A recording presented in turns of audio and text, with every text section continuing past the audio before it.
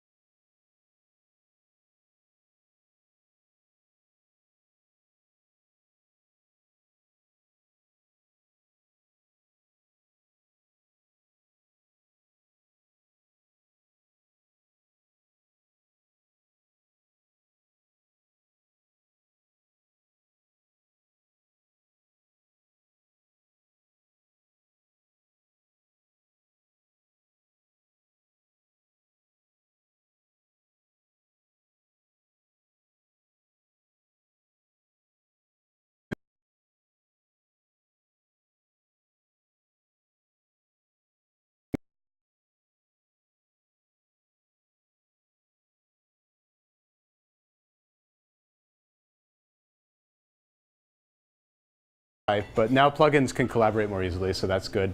And the Eclipse integration is much better. What's that? Are the docs out? Docs? What do you mean? There aren't no docs. There aren't no docs. Does that answer your question? Yes. Very close to. Also, Keycloak 1.0 came out last week. That's a new thing. It supports a whole bunch of security APIs, so you can use it for SSO. It implements OAuth. It supports cross-origin resource sharing, and It's got a whole bunch of social login brokers for Google+, Facebook, and so on. Twitter, I think, is one of them. So it's very easy to configure all this stuff because it's supported directly. Supports TOTP, which are those Google Authenticator tokens, and a lot more stuff. So that's one to check out. Is that related to Picket at all? Or is It uses Picket Link, but it's a higher level API that builds on it. And you don't have to deploy it to JBoss. It can be deployed in any WAR file. And there's a Java calendar website. There's too much content for me to post here, but it's pretty cool. So somebody's created this site. You can submit stuff to it. I noticed that our Java 8 tutorial day is on that calendar. Java2014.org. It's a calendar. So now onto our main presentation. Christian and Donnie are going to introduce us to Scala. Okay, let's get started. We have quite a lot of things to show, so we have a tight schedule. But please feel free to interrupt us if you have any questions so we can elaborate. So before we start, quick show of hands. Who here is already familiar with the basic Scala syntax? It's just a few. Okay. Well, I guess we've prepared for the right level of difficulty. So we'll start right from the lowest level and then go up. So what is Scala? What are the core design principles? So first of all, it's a JVM language. So it compiles to bytecode. And it was designed for seamless integration with Java. So from Scala, you can access fields of Java objects. You can implement Java interfaces. You can extend Java classes. And likewise, you get access from Java code to Scala, obviously. And it's a hybrid language. It's both object-oriented and functional. So everything's an object, and functions are first-class objects in the language. A big motivation was to cut down boilerplate. So Scala has a very expressive syntax, and it also uses type inference to keep your code as short as possible. And it eases concurrent programming. By having built-in concurrency constructs, Java has it as well. By offering the message-based concurrency model, the actor model, and most importantly, by defaulting and promoting an immutable, just in general, immutable state. So the first release of Scala was in 2003. It's since been growing in popularity. And this is a very famous quote that always comes up. James Gosling said that if he were to pick a new language right now, it would be Scala. And we also see that a lot of big and very famous companies are using Scala, and they've been using it for a while now. And that's about all the slides for me, at least right now. I want to switch to actually showing some code. Can you all read that? Is that big enough? Yeah? OK. All right, so the first thing to introduce the basic syntax, we have three ways of declaring stuff. Three types of declarations. One thing is a val. Define. The type in Scala comes after the name. That's not like Java, it's always after the name. And we can say, I don't know, John. So what is a val? A val is basically a value, a variable that can change. So we cannot do this right now. So this shouldn't compile. And it doesn't. It will tell me reassignment to val. And if you define a case class, and we'll see that later, by default, it's all vals. So it's immutable. You assign a value, and you can't change it. This is obviously really good for concurrency, because you never have to synchronize shared state. Right? So a val doesn't change. The second way of declaring things is a var. As you can guess, this we should be able, comment this out, so this is wrong. And this we should be able to change. Again. Right, so this compiles. So name2 is now Christian. So a var can be changed. This is a general variable. And the third type of declaration is def, a method. So we can say def, say greet, give this parameter, So now we have a method and just say print line name.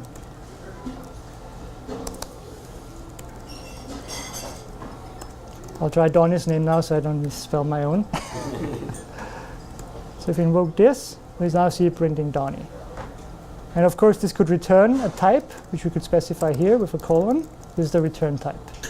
So which, of course, I should have returned something then. And could just say return any string, or just have the string be the last line of the method body. I don't need to type return. So this is a very basic run through the syntax.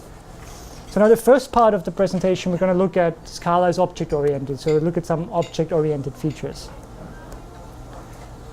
So let's define a class.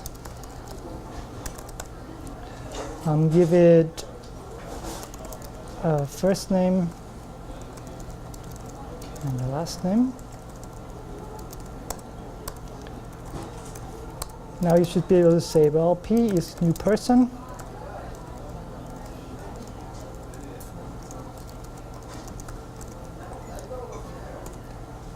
So that looks very familiar. That's basically not so much different than in Java. Now to access a field here, we can say P first and P last. Now for a Java developer, and for me in the beginning, this was very weird because we're actually doing a direct field access. But for vals, remember, that's a field that cannot change. It doesn't matter that you access the field directly. You can share that object. There's no, in Java, we get so attached to this getter method. If the value can actually change, it doesn't matter. It really doesn't. But of course, if you want to, you can make these vars. Now you're in the mutable world again, potentially the world of pain if you're not careful. And you have two fields that you can change. And for the fun of it, I'll give it a third one that I'll define here. Call that age integer initialized to 0. It gives me a chance to show that the type information here is actually optional. You can remove that. I'm not sure if you can read that now. This is still an integer. Not because it's dynamically typed or anything. This is actually an integer at compile time because the compiler infers the type based on the right-hand side. So 0, that's just by default an integer. Is that a Java.lang integer? No, it's not. The string actually is, isn't it? String is. The string is a Java lang string, but the integer isn't. OK, so let's add getters and setters to this because we're used to it. What I'll do, I'll explain that in a second. I'll rename those fields. Semicolon is totally optional. Like Thank you. Tony was he probably cringed in the background. I didn't want to be the whole Yeah, so I can't get used to it, but yes, you don't need this at all. Thanks. Good point. It's a reflex. It goes Yeah, you keep saying, but it doesn't happen. OK, so let's define a getter. So we have a getter now. And I have to look up the syntax myself because I can't remember. I'll quickly add this. Need that. And say underscore first equals value. Should be correct. Do the same for last.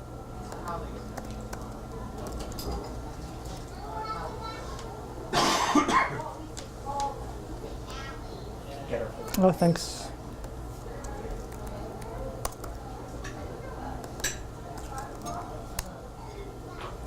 And of course, here you want to return last. And it isn't.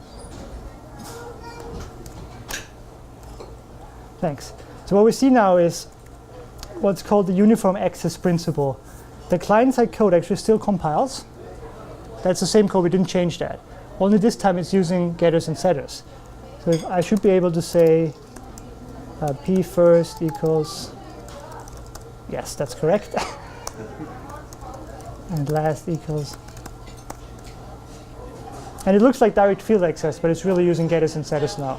So So that detail of how you get to that field is completely hidden from you.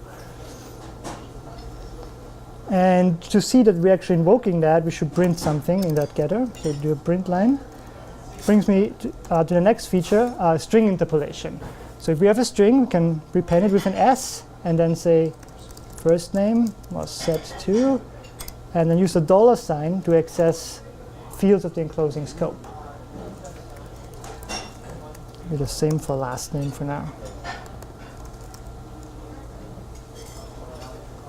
So this, and now we see that we actually, looks like a direct field access, but it's actually invoking the setter method. And yes? Is there a significance to the underscore in the first underscore name? In which one? In this guy? Yeah. Yeah. So the idea is, I think, that the method name can contain a space. But that makes that uniform access principle possible. So that underscore in that name, that's correct? It's a special name, so that when you do p.first equals whatever, it's really calling p.first underscore equals and passing in Christian to it. Right. So, yeah, so it makes this part. Oh, I see. Okay. Got it. Okay. Yes, I understand now. So the point is that you can start with a variable, you can just have var first. So you overloaded the equal there, in a way. Yeah, you just made your own getter and setter for it, but you can actually have an assignment where it looks like that. I don't know if I'm to be scared or impressed with Scala about this. It really ends up working well because you start with a variable when you need to, Yeah. and then instead of having to make a getter and setter for Right. literally everything, and then when you want to actually put behavior in it or validation or anything, then you change it. Oh, So I see, in okay. 99% of the cases where you don't, So this is considered like a Scala design pattern, Yeah. or is that like a feature of the language? Yeah, I would. it's a feature of the Yeah. language, the uniform access principle is something that some languages. So the feature of the language is that in a name, underscore is treated as a space. Is that No. So an underscore is not treated as a space. It's just that when you do p.last equals, it redirects that language. It's a special case. So here's the part that I'm still not understanding about the syntax. Can you put line numbers on, then I can actually ask my question more intelligently? Well, Windows references or whatever. I think you're asking about why did he rename the variable? No. Like the def that says def first underscore equals value, right? Yeah. So on that one there, it's first underscore equals, and then you're saying that when you do the p dot first equal to Christian, that the you said like the underscore means that the function can have a space in its name. Isn't that what you said earlier? May have said that earlier, but so really what it is there's a special case of where you do p dot whatever space equals space some other argument. Yeah. It will change that into the method called p dot first underscore equals passing in that thing to it. So So presumably, it's just one special case. You don't change all spaces in so underscore. that special casing is a feature of the language. Yes. yes. Okay. So it makes that uniform access principle possible, so that the field access and the access over getters and setters look exactly the same, so that Okay. you don't have to change your client, like the calling code, when you decide to introduce a setter. And presumably, if you put two spaces there, it would still work, right? Yeah. Well, yes. Okay. Let's see. Oh. Yes, it does. But as many as you want. So you're redefining an operator. First equals is an operator. Well, we'll get to that later You- if you we have the can time. actually do But that. it's This yeah. is a little bit different, but it's kind of like that. Yeah. Think of it as similarly, the p dot first equals is calling set first. You can write out the method, but p dot first underscore equals and pass in the argument. And what it's actually doing in person is Yeah. So you could do this. That's what you mean, Donnie, right?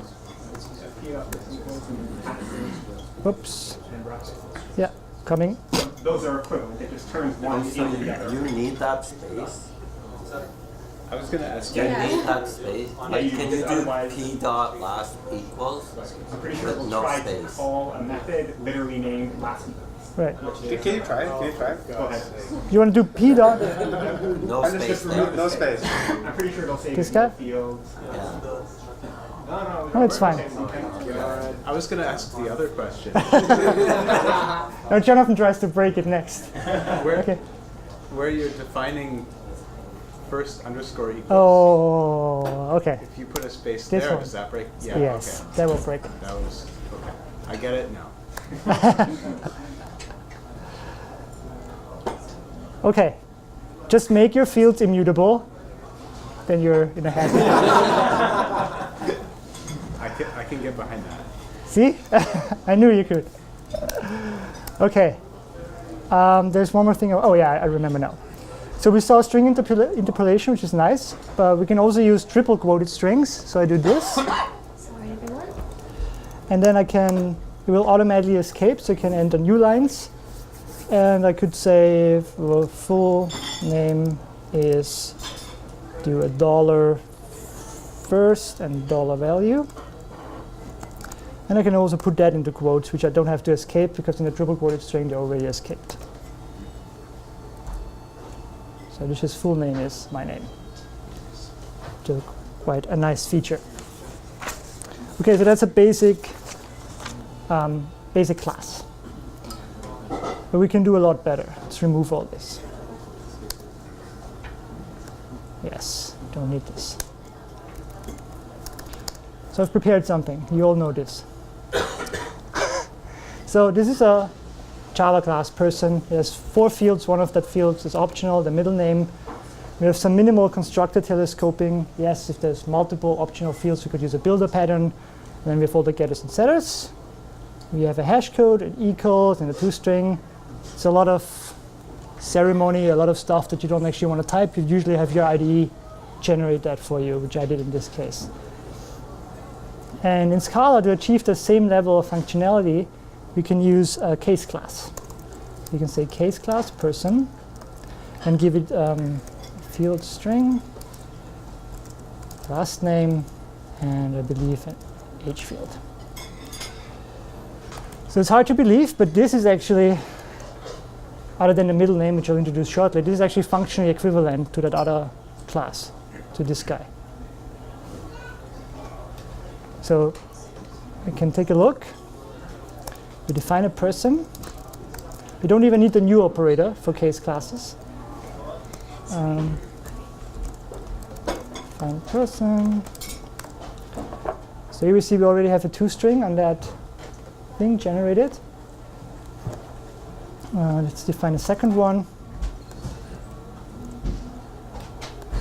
And we can also show that the double equals operator is actually invoking the equals method. So these two objects are identical. Because what we get is an equals method generated. We get a toString generated. We also get a hash code generated. And p equals p1, because the double equals operator is doing value identity, not a reference identity. So how do you do a reference comparison? I believe you can do this. Am I correct? Yeah. EQ.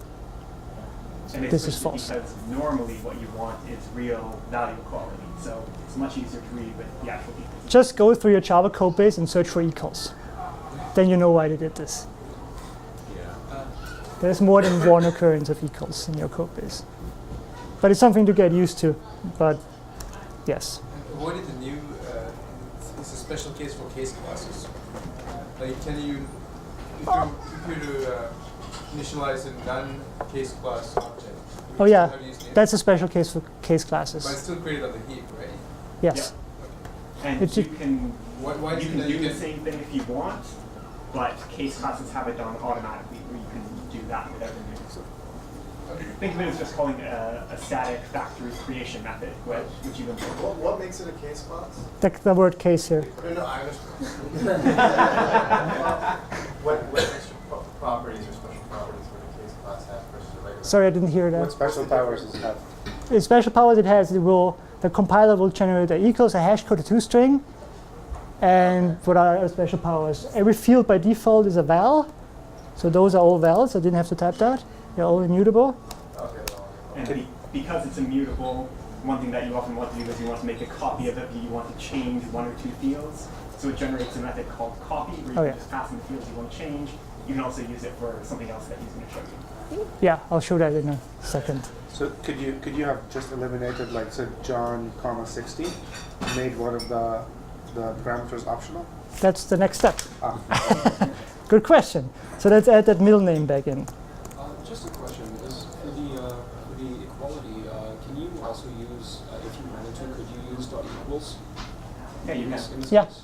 Yeah, it still works the same way? Yeah. Exactly the same. All This is actually invoking the equals method. Does it work for all classes or just case classes? the dot equals method or the equals equals. Equals. That's for everything. Okay. Scala wide equals redirects to dot equals. Okay, so now we have a middle name, and that's a default value. So we don't have to specify it, and we don't need to add a separate constructor if we wanted to. I think that was your question. And the next thing we can do. Actually, that wasn't my question. Okay, sorry. What was your question? If you go back to the Java class, the person.java, you had every possible combination of the constructors. No, I only had this two. Okay. Well, you had the. Oh, I see. Okay, right. Okay. I didn't Never cheat. mind. Okay. No okay, cheating. Okay. All right. Fine.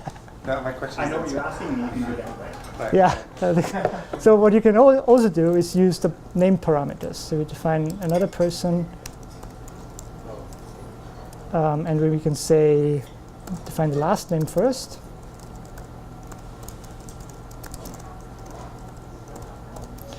What's the next one? And this still comes out as John Smith.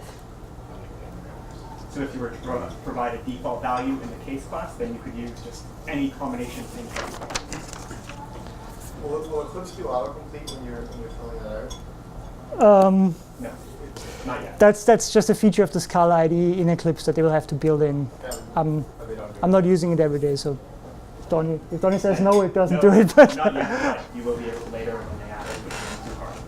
But I've heard there are other IDEs out there that are better. Just For Scala.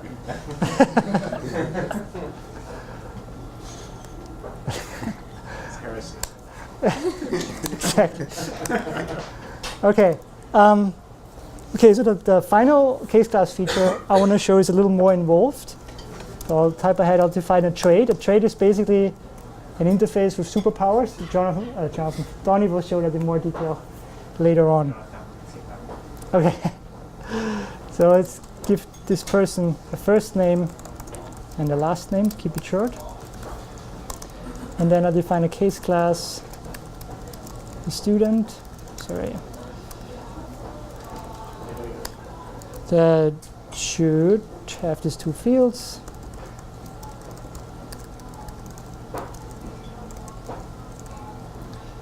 And extends the person. That's correct. So we add another one. Let's say the teacher. And superhero. This guy will also get a superpower. And then we need one more, then we're done. Is Barbara Liskov going to be impressed? I don't know. I don't dare to venture a guess in this case. And we'll have, right.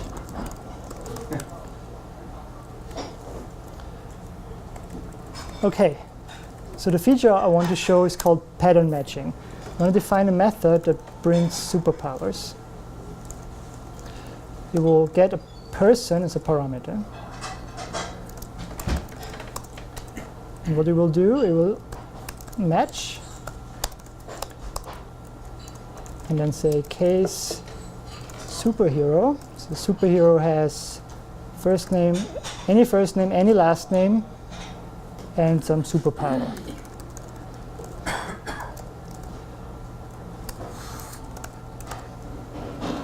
Too many characters? No, it's just, this is way different. Okay, so I want to print the first name and say has, and then print superpower, what's it called, ability. And for all other cases, I want to print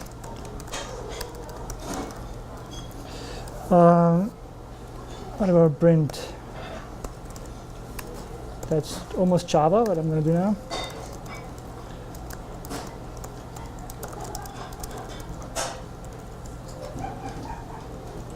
Okay, so we should match superheroes and we should match any other type of person. And if we define two persons as a student, call them John Smith again. Oops. And a superhero. Andreas Cohen. And you need some superpower as well. It's, I don't know.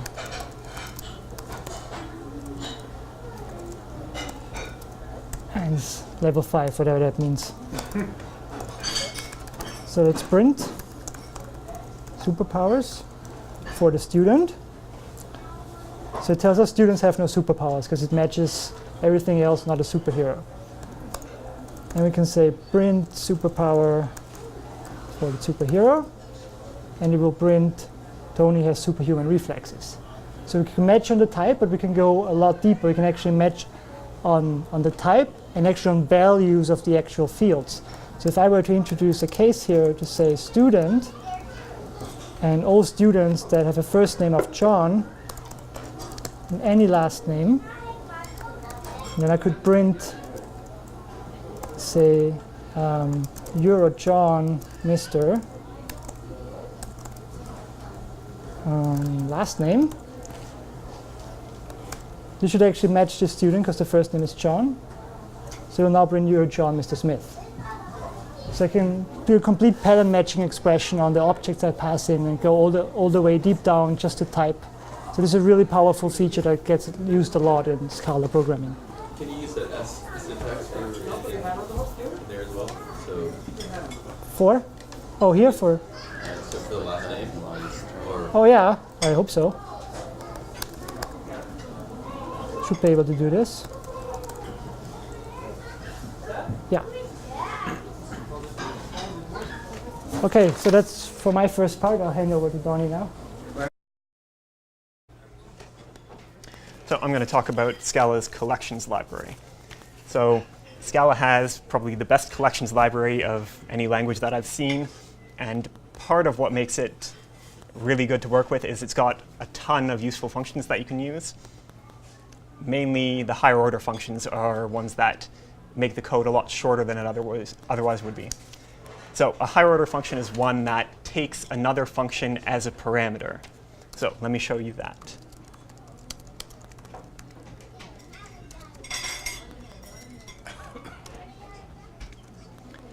So we've got some numbers, and what I want to do is multiply each of them by 2. So there's a function called map, and this has nothing to do with like a Java util map. It's more in the mathematical sense of transform something into something else. So think of it like a transform function. And what it's going to do is make a new list. It's going to call the function that I pass in for every element in the list and add it to that new one and then give it back to me. So the way you can specify a function here is by you give it a name, you make this kind of arrow out of an equals and greater than sign, and then you pass in the body of the function, which is number times 2. So when I do that, we get everything multiplied by 2.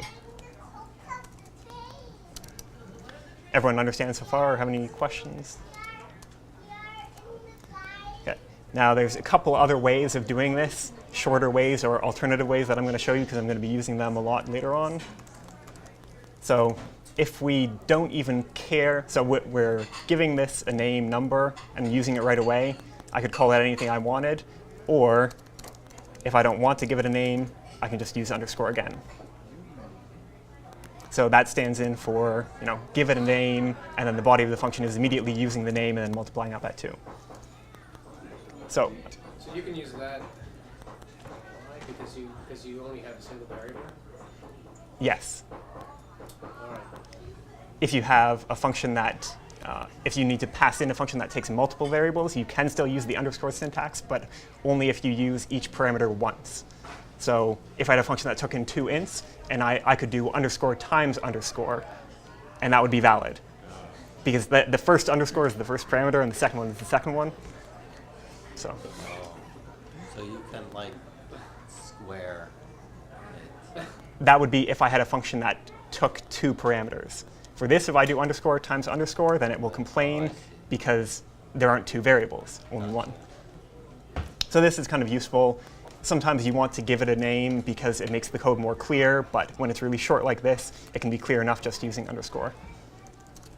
So another way of doing this same thing oops, is if we already have a function that does what we want,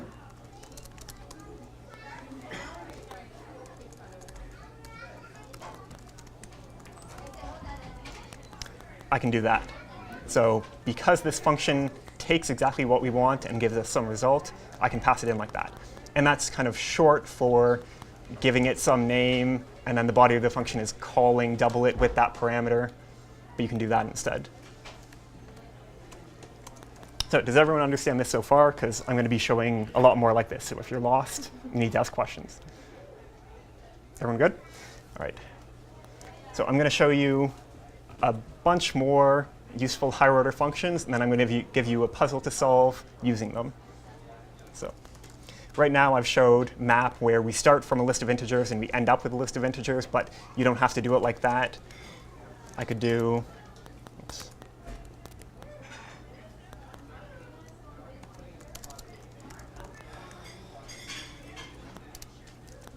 I can do that, and I get back a list of strings. So if I had people objects, I could do the same thing, getting back a list of people.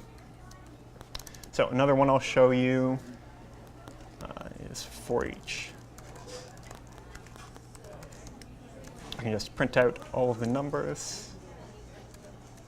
And what for each does is just loop over all the elements in the list, and it calls the function that I pass in for each of them. Let's see, another one I'll show you. If I have the numbers and I want to get back only the ones that are greater than 9, I can pass in a condition. And I just get back those.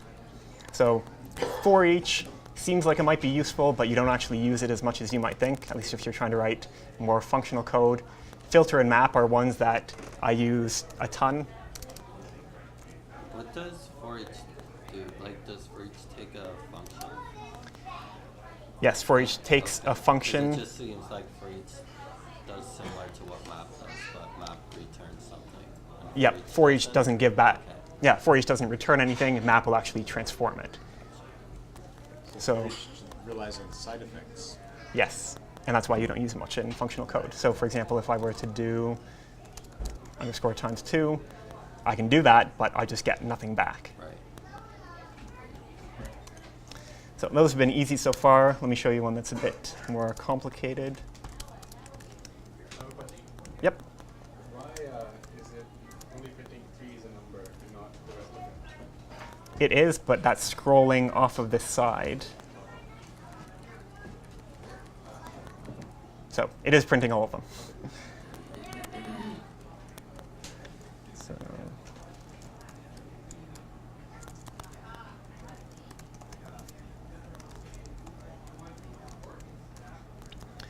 So I've got a bunch of strings. If you use an equal sign instead of a minus sign. And what I want to do is group all these strings based on some property that they have. So let me show it to you. I'm going to group them based on their length.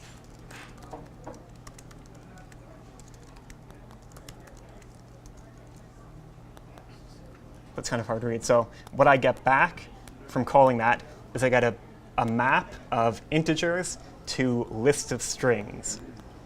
So I can show you how we can grab that.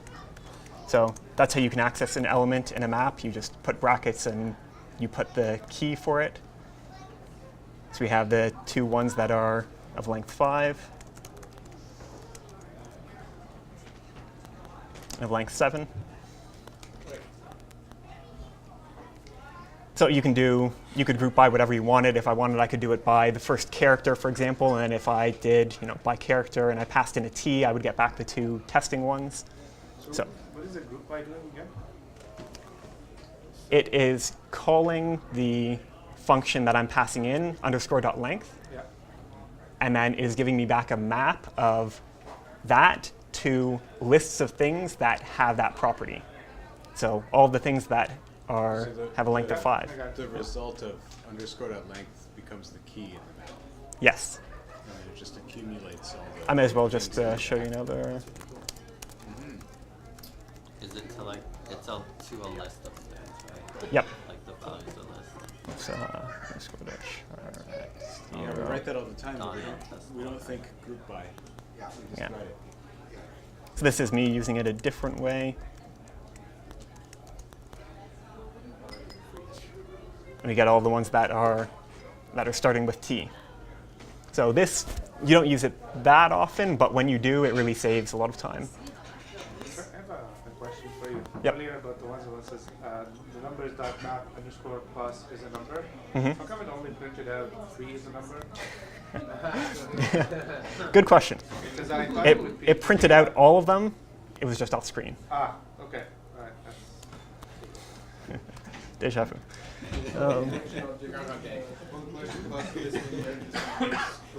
Sorry, what was that? Like all these functions are inherited from the base collection. All these methods are inherited from the base. Yes, all of them are inherited from a base collection. So I'm only showing them on lists, but if I had a set of things, you can call all those. If you have a map, you can still call all those. And there's one implementation that's shared between them all. And the collections are all immutable, you said? Scala has both immutable and mutable collections. By default, when you're writing list, it imports the immutable collections, but if you want, you can import the mutable collections. And how would the code be different if it was immutable, if it were mutable? It would be changing the list in place, I think, instead of giving me back a new list each time. Okay, all right. I think, I'm not sure. I don't actually use the mutable Scala collections very much. All right. So let me show you one more, and then we're going to the puzzle. So an easy one.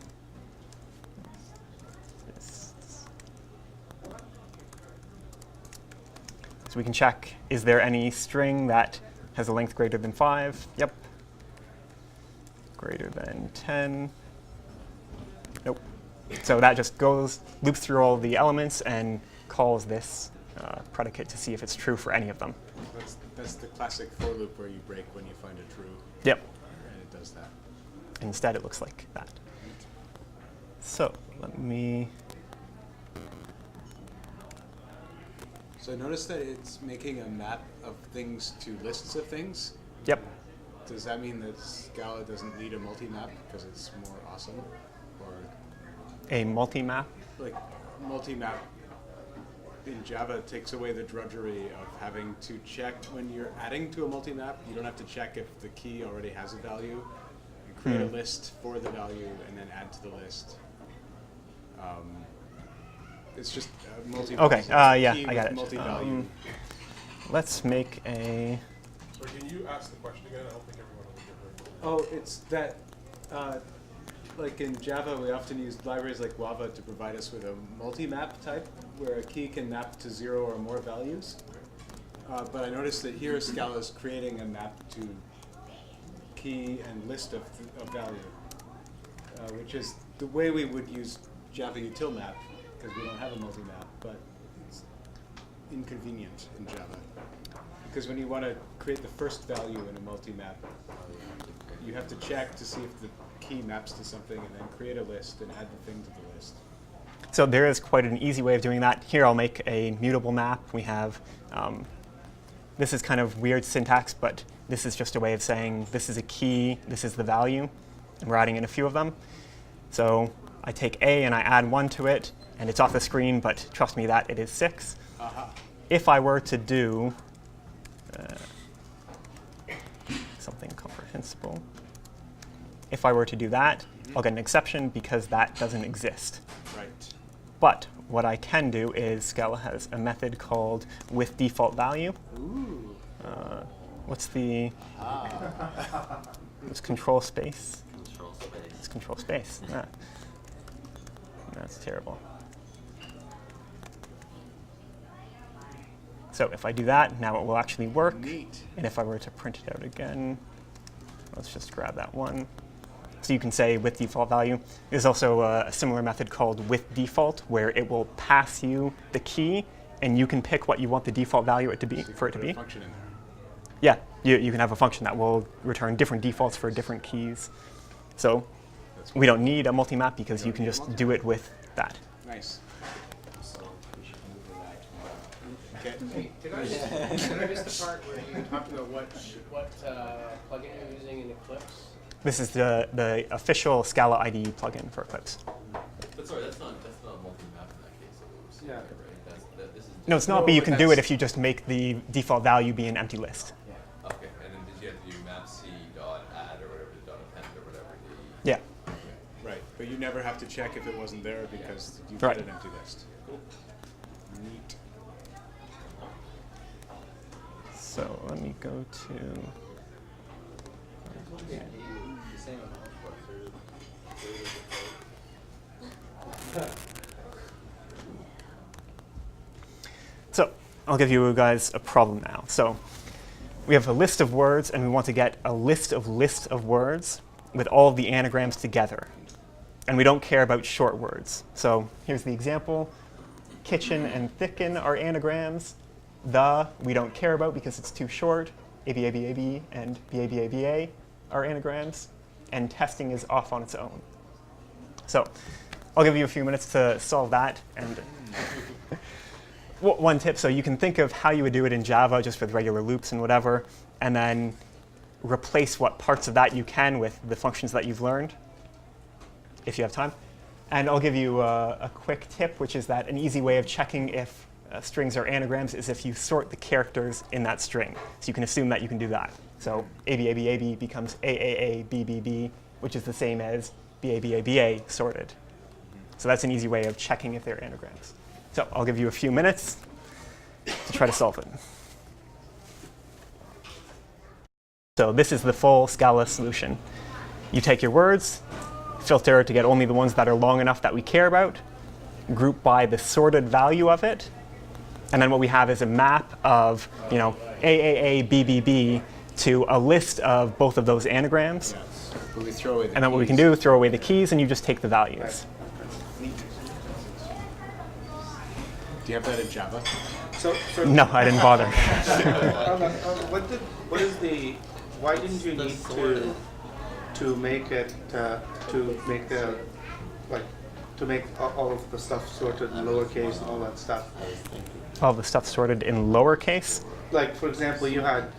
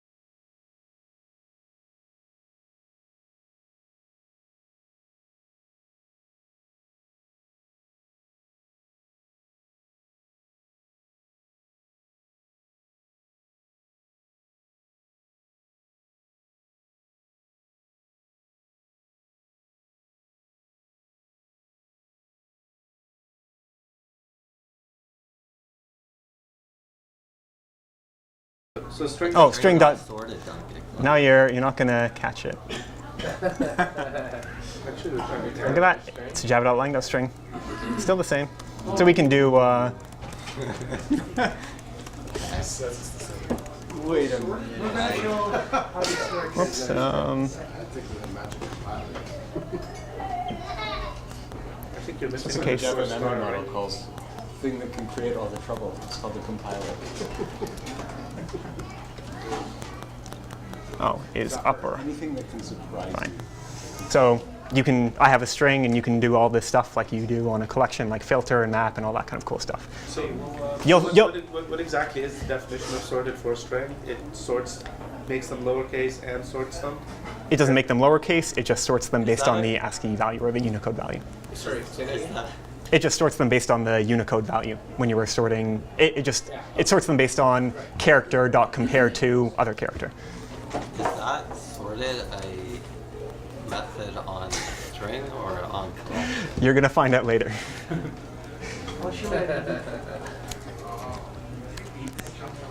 So what's up next? Oh, collections continued. Good. Forget about everything else. So I'm going to show you something else. Let's say we have a bunch of data, the numbers 1 to 10. This is another one of those things that you will find out later how it's done. 2 is a method on integer? 2 is a method on integer, kind of. You'll find out later from Christian. Okay. And let's say that we have a function that takes a long time to do. So could you write that? So you say, could you write that 1.2? Is that? Yes, you could. I'll change that for you. Not to get carried away. Oh, I see. Okay. All right. Okay. They're equivalent. That reminds me of Groovy. And that's just because, in general, in Java, you can invoke functions without using dot and the brackets, just by having a space in between them. So 1, 2, 10 is the same as 1.210. And in fact, even for numbers, if you do 1 plus 3, that's really calling the function plus on 1. So it's 1 dot plus 3. Anyway. Is plus there spelled out, or is it the ASCII plus? Nope, the ASCII plus. Okay. So that compiles. Got it. Let me make that a little bit shorter.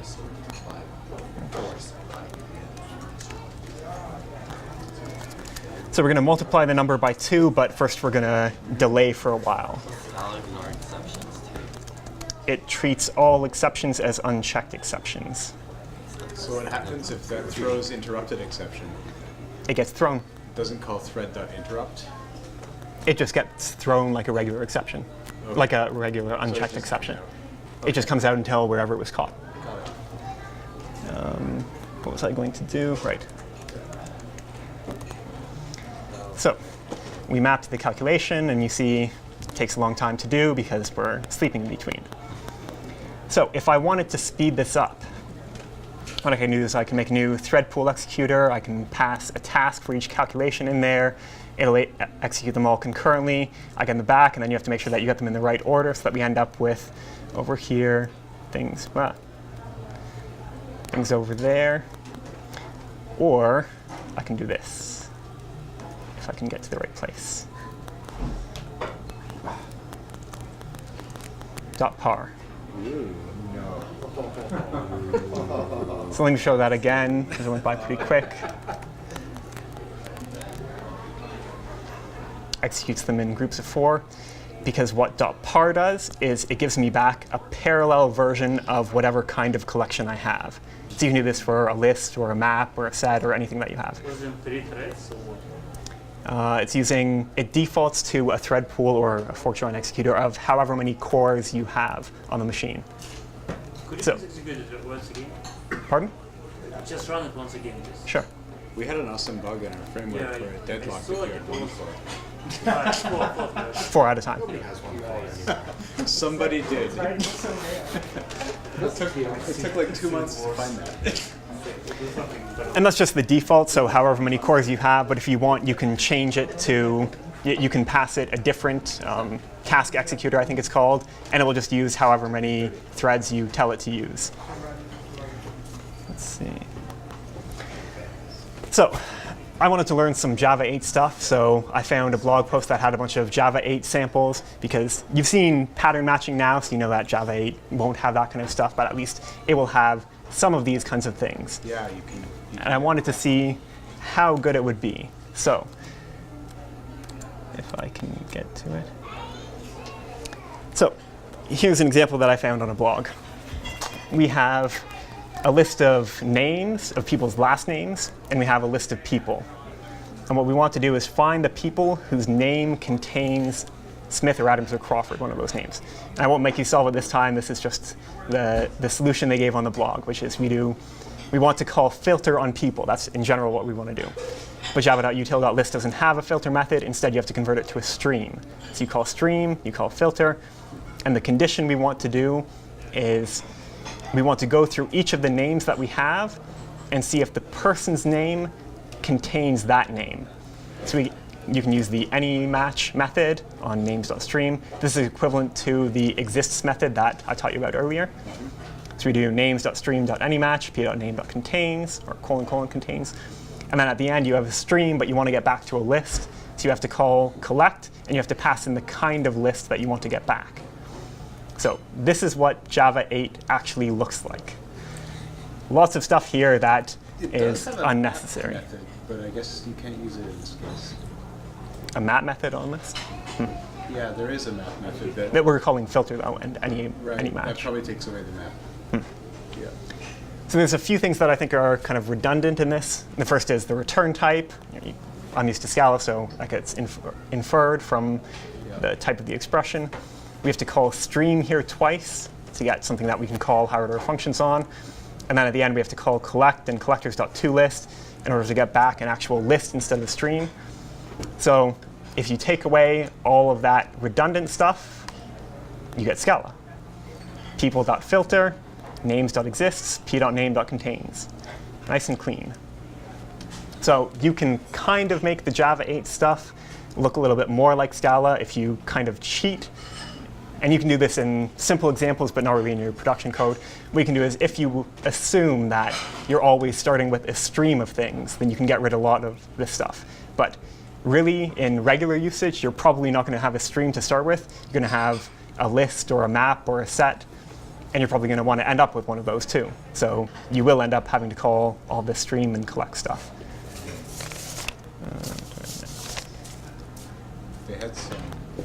They had some reason they didn't want to add all of those methods to collection. Yeah, I don't know the reason, but they added a few, but not many. Yeah, it was a very deliberate decision that they split it all out into the stream interface. Definitely makes it way worse. But it might have been for code reuse, maybe, because otherwise you have to make a different implementation of each of them for set and map and list and every kind of collection. Instead, no, because they added default methods to interfaces. Yeah, but list and map and set don't share a parent interface, do they?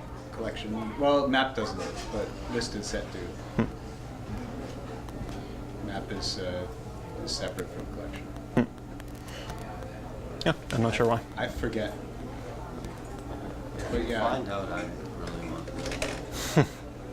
to. Yeah, and this is especially bad. Like a conscious compromise, but yeah, it definitely pollutes all the code you're going to write. I think you can save that collect. I think there's something that'll return you.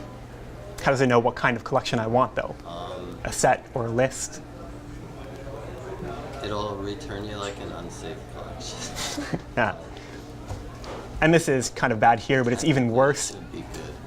It gets even worse if you just want to call like one method. So if the other examples I was showing where it was number.map _ times 2, instead that would be numbers.stream.map, n times 2 .collect, collectors.toList. Weird, because I'm used to Groovy now, and yeah, everything's yeah, Groovy does that too. It augments all the collections with streamability. Yeah, exactly. Yeah. All right, next thing. So, null sucks. Option is better, although still not perfect. There's a lot of problems with null. So the biggest one is that you can get a null pointer exception. So it sounds kind of weird to point it out, but if you never use null, then you never get a null pointer exception. But you still need to use something. So in Scala, the convention is to use option. Option is a collection, kind of like a list, but it can only ever contain at most one element. So it's either empty or it's full. So let me show you how it works. Let's do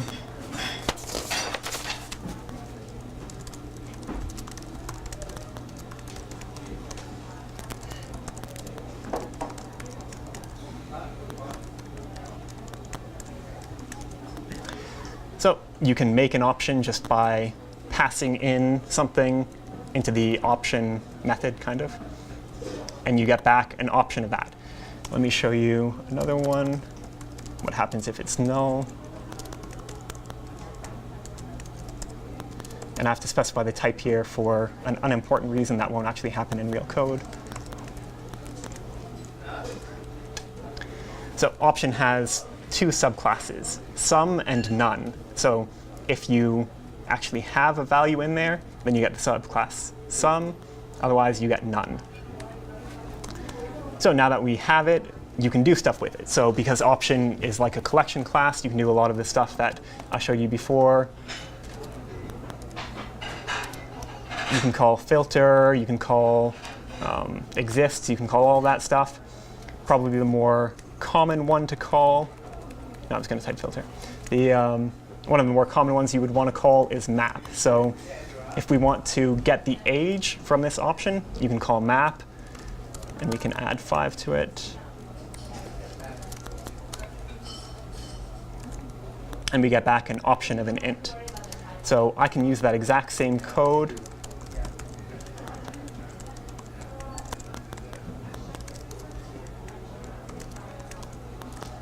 on an option that happens to be none, or what would have been null. And it still works. You still get back an option of an int, but now it's just none.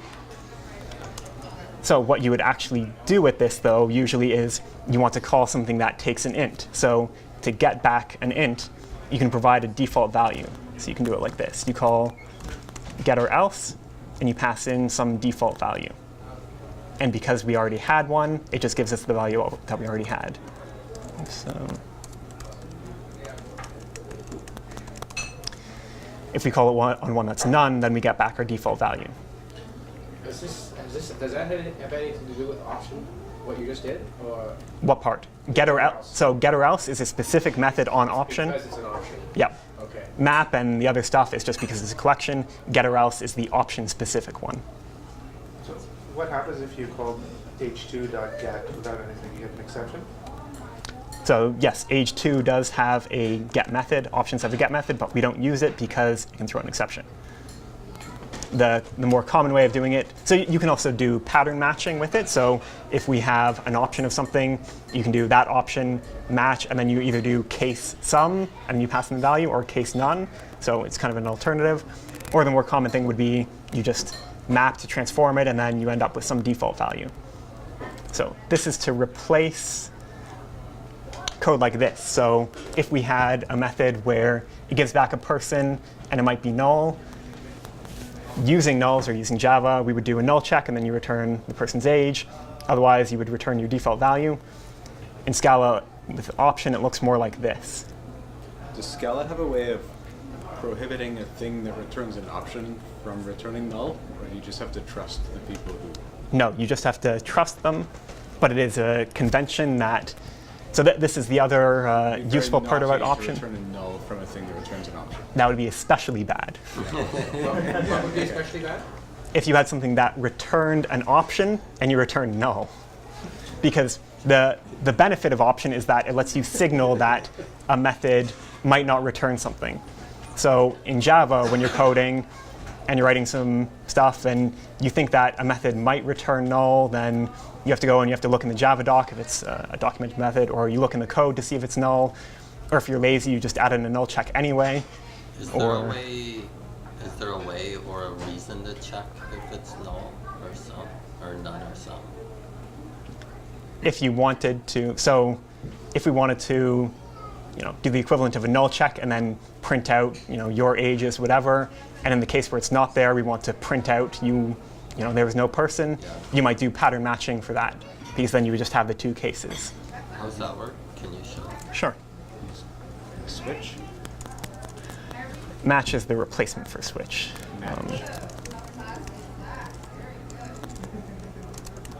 Oops.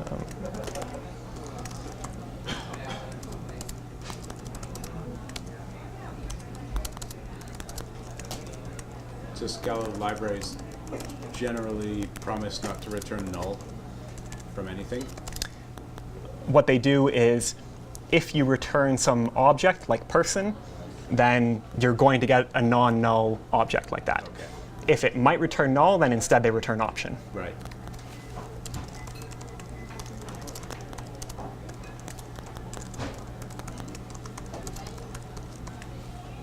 So let's...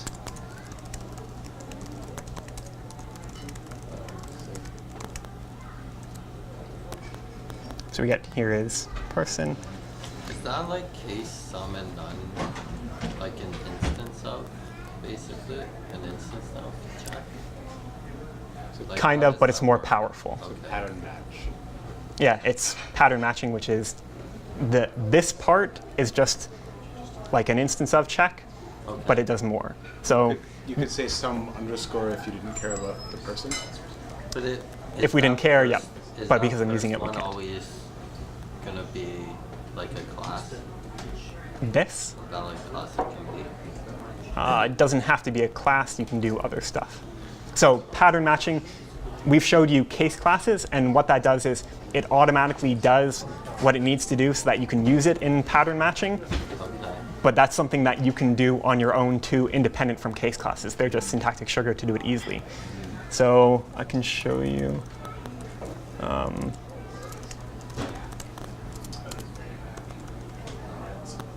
I'll probably ask you that. It's like what does this match thing do exactly? Give me a sec to type this out, and then. So .r is kind of like a method on string, which we'll get to later. I think this is probably going to confuse you more than it's going to help, but I'll show it anyway.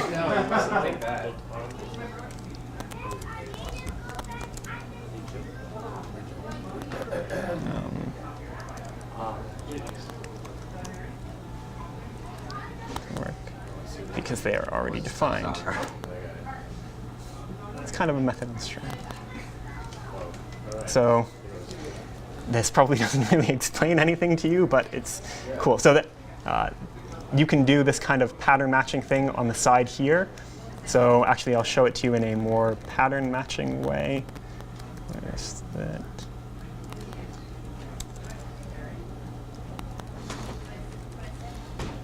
I just totally lost track of reality.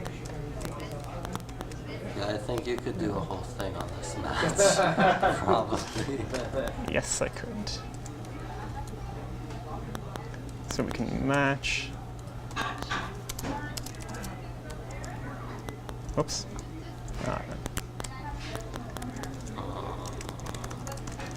So does this case thing just take one of those Scala util matching regex? No, it doesn't. It takes the thing that can match. So Okay. for now, I'll just show this, that there are other ways of using pattern matching that don't involve case classes. You can make them on your own. It happens to have a method called R, which will give you something that you can match against, which lets you do that kind of thing. But you can do all this stuff on your own. You don't have to use case classes or any specific stuff. If I squint, I can almost understand that now. Yeah. What's with the triple quotes? That is so that I don't have to escape things. So because otherwise that backslash I would have to do too. And it's really useful for regular expressions because you do that kind of thing all the time. So I don't know if that helped anything, but Well, there it is. I mean, sum and none is one of those util matching regex, right? Nope, some and none are subclasses of option. But what's something down there? Like something is a... Something is a kind of regular expression. It is. Pattern, maybe? This one is a Scala Like regular something expression. about some, none, and something all have some base thing, no? And what's that base thing? They don't have a base thing. They just implement a method. Fine, I'll tell you. What they have is there's a method called unapply that you can make. So unapply. And what it does is it takes as a parameter the thing up here that you are passing in. And as a result, this part is going to confuse you even more, but as a result, it will give you back an option of the things that you want over here. And the reason why it gives an option is because if you don't want it to match against that thing, then you return none. If you want it to match against the thing that you were passed, it will return sum of a tuple of two things in this case. That an example of a monad. No.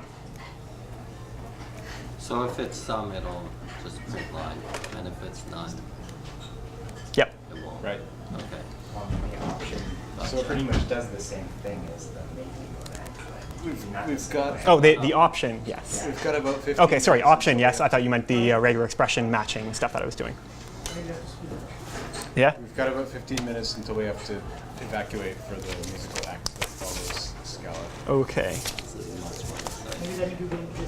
This is better than, yeah, totally better. Yep. Just give me 1 second. Yeah. I'll show you one cool thing, which is I tried to make an option class in Java after I learned about it, and it doesn't really work for a bunch of different reasons. Or it works okay, but for example, you can't have a get or else method that's as flexible as the Java one. But the other thing that you can do is if I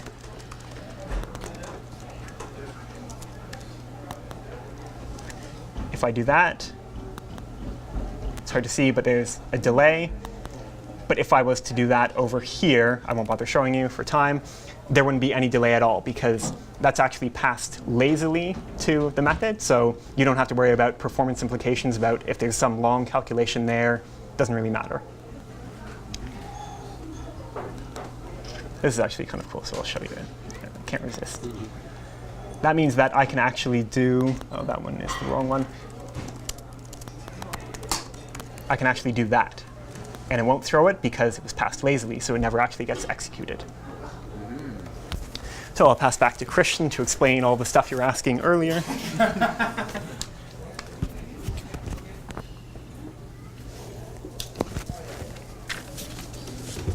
I'll just leave mine here. Excellent. OK. So no, we can explain all this stuff, but we can talk after. We're running out of time, but one thing I want to quickly answer is Donnie invoked the to method and an integer, and he also invoked a method on string that is actually not on string. We saw that. And that's kind of mysterious. So I want to do that too, because it's mysterious. So let's define a string. Let's use John Smith again.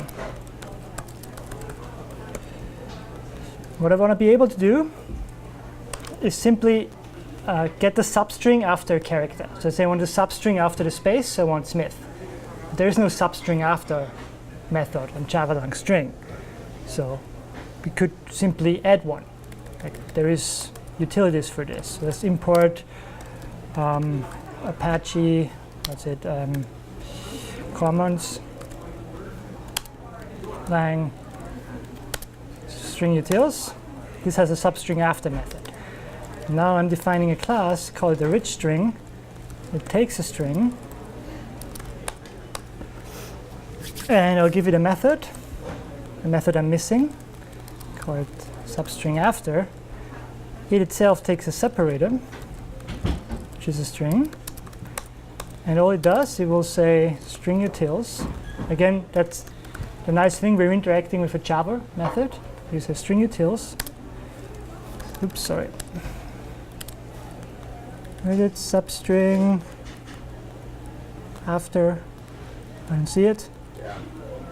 One down. Oh, it's after last. I don't know why I'm not seeing it. Oh, there it is. Saying string separator. So of course, what I could do now. Oh, that makes me answer another question that Jonathan had earlier. There's another keyword, object. Yeah. So that's the companion object of a class. And in Java, where you define a static method, for instance, that's where this will go. And it's also one of your favorite type of objects, Jonathan. It's a single. That's it's the root of all evil. So I define a method string to rich string. Yes. It takes a string, and it will simply, don't have to type this, but I'll do it anyway. It will return a rich string for that string. So now what I could do with my string is say rich string, invoke that static method, say string to rich, name, have a substring after method all of a sudden, and pass in the name. So okay, you can do that pretty much anywhere. You can wrap a type in another type. But what I wanted to be able to do originally is say name dot substring after. I wanted to be able to say, Why did you pass in a space? oops, sorry. Yes, of course. Thanks. No, the other one. Oh. Yes, you're right. Should be space or just? I'm going there. I just don't compile right now because I wanted to type something that doesn't compile.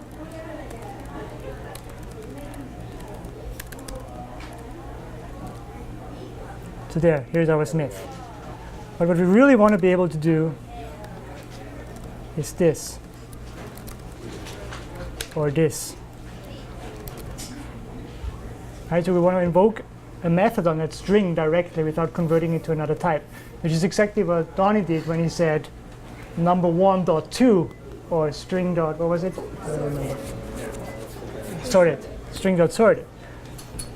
So what we can do is, first of all, let me import, I'll explain that in a second, my rich string here. So it still doesn't compile, obviously. But what we can do is we can mark this as implicit. And this is where the mystery comes from. And that just tells the compiler to look for that implicit conversion. So it looks for, how can I convert that type you're invoking a method on to another type that has that method? Is this why the compiler takes a long time? This might be one of the reasons. Okay. And this feature is used a lot. For instance, let's say you have an enterprise application and you have a lot of entities in there, and you all want them to be serializable to JSON. You could add another char in there that defines all that implicits, that adds to JSON from JSON to all your entities. And there's a lot of frameworks out there that make use of that technology, and it's also, or that feature, and there's also a lot of internals that work that way. So it's an implicit conversion. And the rules for how they are discovered are really involved, and I can't claim to understand them. Sounds like a lot of work. Really, it's just Find it. Like it's just find anytime. So it's only things in scope. So only things you've imported in there. First of all. What's object? Yeah. And the other part is It's just anytime you call something that companion object to a class. So everywhere in Java where you have static methods, that's where they will go. It's a singleton instance. It's one object of that type. it acts as if you would call that. So it's easy to see. Yeah. Actually, so his ID doesn't do it, but newer ones, it will actually underline the thing that is being implicitly converted. So So you can tell. it's basically like trying to extend with static methods. No, that, so No? ignore Follow that. the method. You could throw an exception in the, Like, instead why of new wouldn't rich string, you you could put throw an this- exception. Right, well, You could throw an exception in the, sure. So what is your question, though? Well, I'm guessing, anyway, like, we'll- why do you need objects? Like, why wouldn't you? It's a static method. It's basically, Like, why can't that implicit be in class rich string? Because we don't have an instance of rich string. we want the compiler to automatically create an instance for this Okay, first. so yeah, try that actually. Throw an exception inside of substr after. Not Here? there, but no, inside of the method substr after. You want to throw me an Yeah, throw exception? something there. And we should see the rich string getting created in the stack. You won't see it being created. Oh no, Already we'll see the being call, created. we'll You'll call see into it being it. called. There. Rich string, yeah, okay. So we saw where the method was. It made the instance and then it called it. Yeah. Okay. But we can talk about this more after. Just have to pass back to Donnie because there's some really nice things to show. So how much time do we have? I don't know, 10 minutes? 10 minutes. 10? Okay.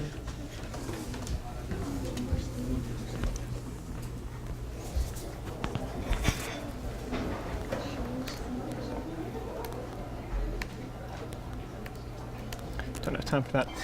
So I've been using Scala at work for about a year now. And this is how I introduced it. So starting a couple of years ago, I made just kind of an independent project that wasn't part of our production code. And kind of part of the culture of where I work is that if you were doing stuff on the main project, then there was no question, it was just you did it all in Java at the time. But if you were doing something that wasn't part of the main project, something that ran on the build system or wasn't really production code, it doesn't really matter what you do it in. So usually we would use Java, but if people wanted to use something else just to try it, they could. So we had a couple of Python projects, we had a couple of Ruby projects, I made a couple of Scala projects. As I was doing this, I was pairing with other people so that they were kind of familiar with Scala and learning it a little bit. And I was posting stuff on our internal wiki about it. I think the key part where the sentiment changed was when I did the free dev day. This was a day where all developers could work on whatever they wanted, and we all just presented it at the end of the day. So I made our main project a mixed Scala and Java project, and I showed how I converted a few classes from Java to Scala. And I showed it in a couple of different styles. So I showed a couple where I made them really, really short, like a third of the length of the Java, and I still had Java unit tests for the Scala classes. So they were literally the exact same thing, but just a third of the length. That made people see how cool it could be. But I did another couple where I did what's called the Java and Scala style, where I didn't use any Scala features at all. I just did a line-for-line conversion from Java to Scala, and it looks pretty much the exact same, except you use, def instead of how you normally declare methods and that kind of thing. So a few months passed because I was busy at work, and so I didn't do much work on it, but I was getting other people to learn it as we went, did a couple of more projects, and then finally, in December, I added it to the main project. And I did it in a really conservative way. So because Scala just compiles to bytecode, what I did was initially, I just put all of that code into a jar and then committed that into the project. So nobody else even needed to have the Scala IDE. You just put it in a jar and commit that. So I waited for a little while for that to go out, and the first class I converted was some admin page that only developers had access to that they didn't even use. So I just wanted it to go out in production and make sure that it all worked. Unsurprisingly, it all worked. You experimented on production? I didn't experiment on production. I did the conversion, and I sent one class out after I had already tested it. Really, keep in mind that doing this kind of deployment, or this kind of thing, all you're doing is adding a jar to your existing project. You're not making any kind of other changes. It's just literally the same trouble or risk as adding any jar to your project. So after that worked, a little while later, I got a few more people to start coding in Scala. And part of my plan was a way of backing out of this change too. So this is really easy in Scala because if you had a mixed Scala and Java project, you would introduce a few Scala classes, but you wanted to back out, you can do it because you just put all those in a jar, you commit the jar, and then nobody has to have the ID, nobody has to worry about that. If you wanted to make changes to it, you could either convert the classes back to Java or make a small change and recompile it, so it's really easy to back out if you wanted to. And that was why I did that stuff initially. And also for this time, I was writing unit tests in Java to make it even easier if we wanted to back out. So new production code in Scala, unit tests in Java still. So this is what it looked like there. So starting early last year, we had about 10 Scala files, just a few that had been made, going up to 700. The number of Scala files are on the right. We still have a ton of Java files. We have around 12,000. And you can see in the beginning, we did a really gradual change. So people, as they got familiar with Scala, they started coding more and more in it. But initially, they were still writing new stuff. As time went on, they got more and more comfortable. They stopped writing new Java files. And then we even started getting rid of them because we were converting them to Scala because we like it better. And by the way, this intersection point has no meaning at all. I ran this graph 6 months ago, and the intersection point is still about that place. That's just where it shows up. So a few benchmarks. Jonathan mentioned that the Scala compiler is slow, and it is a lot slower. So we had about 850,000 lines of Java. That takes 14 seconds to do a full compile. We have 23,000 lines of Scala. That takes 51 seconds to do a full compile. That's not exactly a fair comparison because the Scala compiler has to read in all the Java code, so it has to read and parse 870,000 lines of code, but it still is going to be much, much slower. Luckily, that doesn't really matter much because you have the incremental compiler. So when you save a file, even in Java, it doesn't recompile everything, it just recompiles what it needs to. Same thing happens in Scala. So this is really the number that matters. It's how long it takes when you're actually using it, which is about 1 to 2 seconds. That's the vast majority of the time. So I think one of the things I could have done differently, the way I taught the people on the team was mainly through pairing with them and doing code reviews. I did a few kind of more structured learning things where every once in a while I would give kind of a 10 or 15 minute talk where there was a new Scala feature that I wanted to use, so I would teach everybody else about it. But really I didn't teach in any kind of structured way, and that was because everybody was at a different skill level, so I didn't think it was worth it. I think I really should have anyway. A few of the different ways that you can introduce Scala. So we did it with an existing project converting into mixed Scala and Java.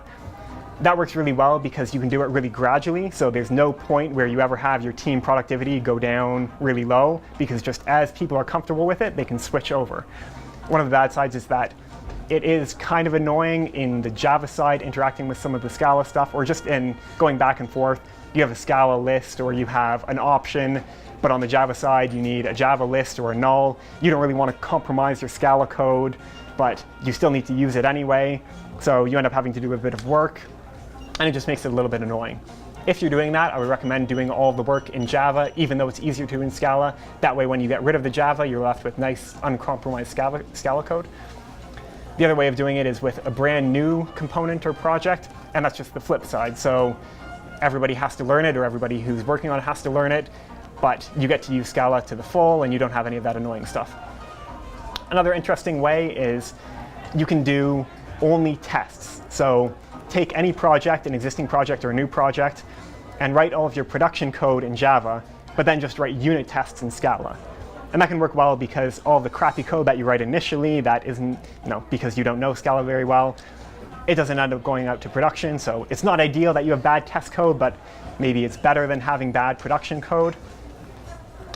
But there's a couple of big disadvantages, which is that you won't get to use a lot of Scala stuff because you're constantly just interacting with Java, and all you're doing in your test is just calling a few Java methods, so you don't really get to see a lot of the benefit of it.